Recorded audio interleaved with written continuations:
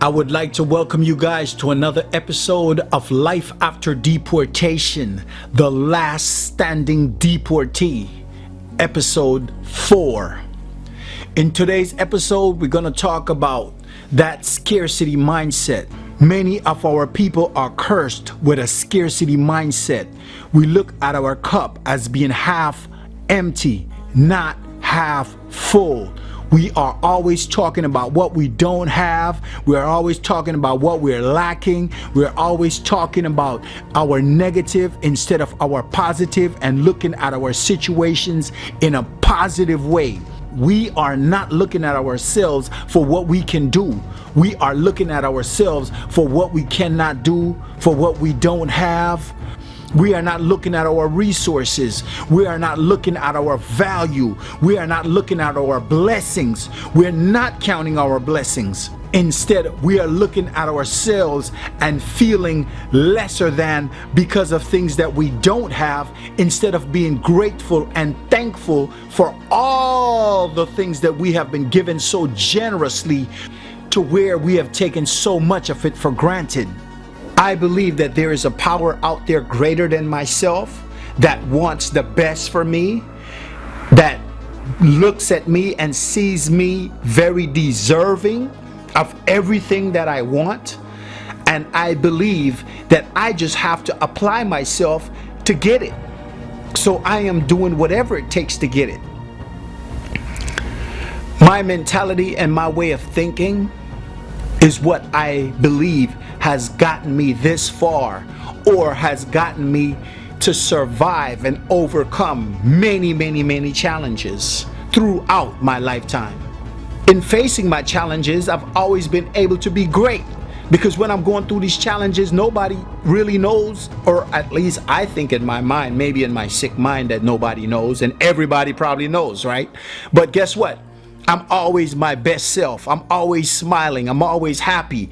I think I have so much to be thankful and grateful for. It would almost be like I'm just being ungrateful if I was to be walking around frowned up, looking all mad and angry. Like, I look at my cup as being half full, not half empty. So if I don't have no money, I might say, okay, I don't have no money, but I got health and strength. I'd rather have health and strength over $1 billion and I'm dying from cancer or some sickness that has no cure, and the doctor is giving up on me. I know billionaires who have died. Would I trade places with them? Hell no. I'd rather be broke and alive. So I know real wealth. I know real wealth. I know what means the most to me, and I have those things. So why am I going to be worried and feeling down and depressed because I'm broke, or because I'm going through some type of challenge which is trivial to others who are going through worse? I might be going through some problem, and if the other person is going through worse, they look at my problems like I got no problems. Well, I'm not going to wait for them to see that my problems is just minimal compared to them. I'm gonna see that for myself. I could see that there's people who have much more problems than I do. So why would I even sit here and feel sorry for myself or feel bad for myself? Oh, I'm locked out the country. Oh, things are hard. Oh, I don't know what's gonna happen. Oh, how am I gonna pay for this hotel? Oh, how am I gonna get across the border? Oh, how am I gonna pay for $110 in quarantine if I was to go back to Belize? Oh, what am I going to do about my house? Oh, what am I going to do about the mortgage? Oh, what am I going to do if they take my property? Guess what? Whatever going to happen, going to happen. I'm in this to win. I'm not in this to worry. I'm not here to be worried about anything negative. I'm here to win. So whatever it is that I got to do to survive, to stay strong, to be healthy, to be happy, to be focused on righteous and positivity, that's just what I'm going to do. And there's no stopping that. There's no stopping that. That's just how I feel. People tend to say things like, oh, you don't act Belizean, or oh, you don't think like a Belizean think. I'm like, this is how a Belizean think. I am as Belizean as it gets. Yes, this is how a Belizean think. Berne? You can't put a label on my people to say Belizeans are lazy, or Belizeans are not motivated, or Belizeans are not inspired to do greatness, or Belizeans are small-minded. But I will accept and admit this. I will admit a lot of us are in an environment that limits us. I don't know if it's just by the colonial days or what, but I do see that my people don't look at themselves as being capable for greatness. So as a kid growing up, many times I used to get that label as, look pa him, who he think he? Berne? He poor or broke, but always want to walk around and look like he ain't got it going on. He think he got it going on, and he ain't got nothing. Man, look at him. He ain't got nothing. He broke, he poor, barefoot, and got his head held up so high like he just got it going on like that. People always looked at me like, yeah, poor, broke, and brigand. That mentality right there is for people who are small-minded, people who are incapable of becoming their greatest self, people who don't see themselves deserving of greatness. So when they see you with your head up high, that, oh, look at him, he think he better than people. And they really put that energy out there for themselves. And they really believe in their heart that they're looking intelligent saying something like that. When in broad daylight, they've just exposed themselves as, you know what, I am insecure about myself. So when I see somebody confident and secure like him, I hate on that. I look at that like it's actually a bad thing. For anybody to say something out of their mouth like, oh, I don't like him, to bring in. You have just exposed yourself as being insecure. You've exposed yourself as someone who has no type of confidence in who you are. Because if you feel good about yourself, you're always going to feel good to see somebody feeling good about themselves. See, hurt people hurt other people. So when you are hurting inside, you try to say things to hurt others. And really what you should be doing is working on your pain. But no, you're working on trying to hurt somebody else. I'm immune to those things. So I feel sorry for the people who don't like me because I am a show off or because I bring in like they say. If you say somebody's a show off, then what is it that they showing off with? What have I ever showed off with? It was a time when I was a show off. Because when I pull up at the House of Blues in the Bentley and I got the media running up to the car, which was media I paid to be there, you know what I'm saying? But that was me showing off in the entertainment industry, promoting, marketing, and putting a package together that was to sell my art, my music, what it is that I was doing in the entertainment industry.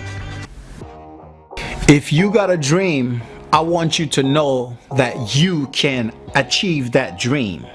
I believe if you have a dream, it was put into you from before you were born. I don't think we come out into the world choosing our dreams. If you have a dream, I want to encourage you not to let anyone or anything ever in any way, shape, or form have any influence on the decision you make that will decide whether or not you should achieve or live out that dream. If you have a dream, do not allow any outside influences on your decision deciding whether or not you are deserving of living that dream. I'm okay with walking the streets, selling my music door to door, at speed bumps. I would rather go house to house with my music than to sell my soul for $1 billion gazillion dollars. What I need to live doesn't require $1 billion.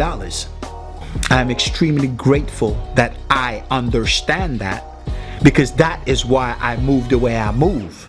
That's why I do the things I do, because I don't need to sell my soul for the hype. I'm not in this for likes and hype. I'm in this to make a positive difference, and at the same time, I feel good doing it. I am here to make a positive difference in somebody's life.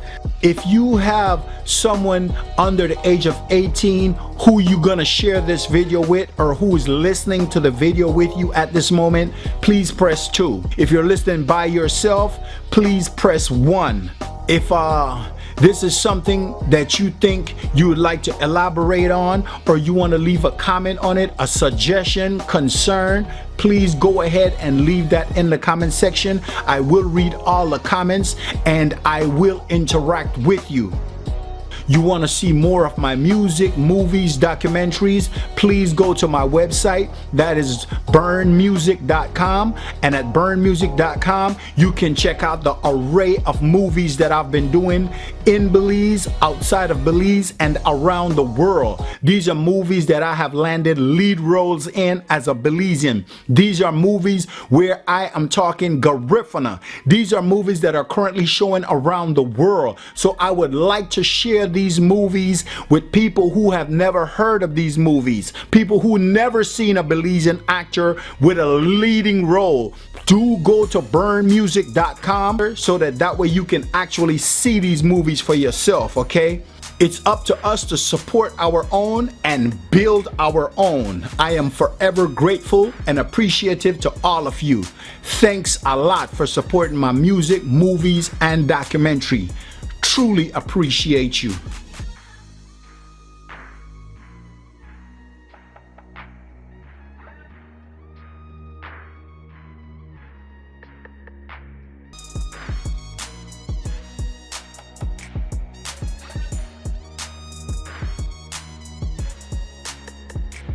This episode of Life After Deportation, the last standing deportee, is being brought to you by Cotton Candy Salon.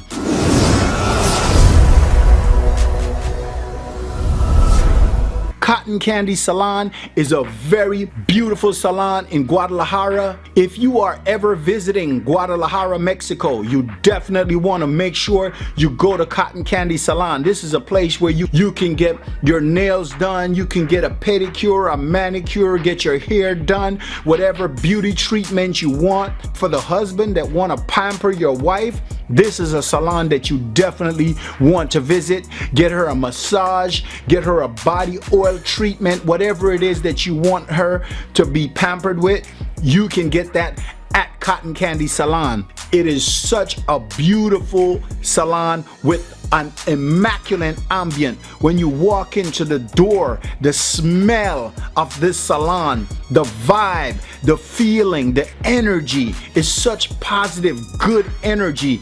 And the people that work there, they are so friendly. The smiles on their face when they greet you. When you get a massage with the people at Cotton Candy Salon, it's a massage like you've never gotten before. The massage therapists there are so professional. And they're like another level of chiropractors, because the way how they crack your back, and the way how they just massage you, the touch, the feel, the oil, the smell, and the oils that they use is so good. I mean, you just walk out of there feeling like a new person. I definitely want to give a big thank you to Cotton Candy Salon for giving me that treatment, and also for sponsoring me as a Belizean artist promoting my music, movies, and documentaries in Mexico. Thank you so much, Cotton Candy Salon. You are so appreciated. I truly appreciate you.